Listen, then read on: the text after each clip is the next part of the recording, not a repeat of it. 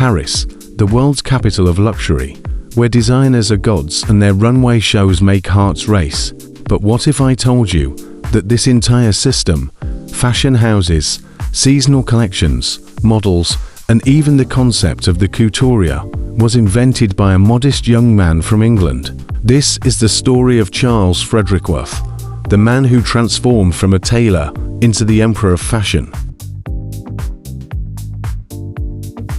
Imagine this. The year is 1825, a poor English family. At just 11, Charles begins working in a fabric printer's shop, and by 13, he's employed at a prestigious London department store. There, he doesn't just sell fabrics, he absorbs art, studying paintings in museums to understand how fabric drapes across the human form.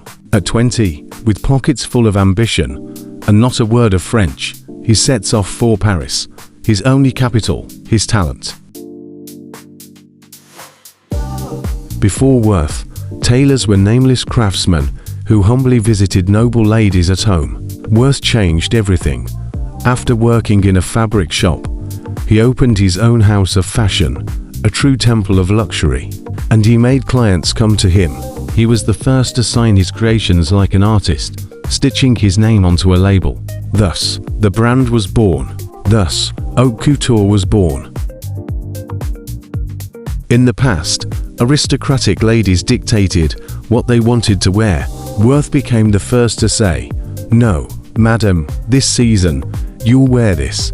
His most important client was Empress Eugénie, wife of Napoleon III, and soon the entire court wanted to be dressed by him. He introduced the concept of seasonal collections, changing trends every year and compelling the elite to constantly renew their wardrobes. Sounds familiar? Before Worth, there were no standard sizes. Dresses were made for one specific woman. Worth made a breakthrough. He created standard mannequins modeled after the measurements of his best clients. He also found his muse, a French woman named Marie Vinette. She not only modeled his gowns for clients, but later became his wife.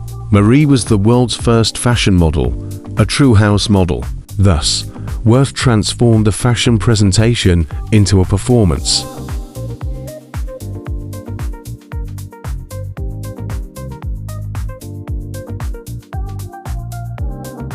Worth literally cut off the crinoline in the front, shifting the volume to the back, and thus created the bustle. Yes, those famous shelves at the back, his invention. Charles Frederick Worth died in 1895, but his legacy lived on through his sons, and his business model became the gold standard of the fashion world.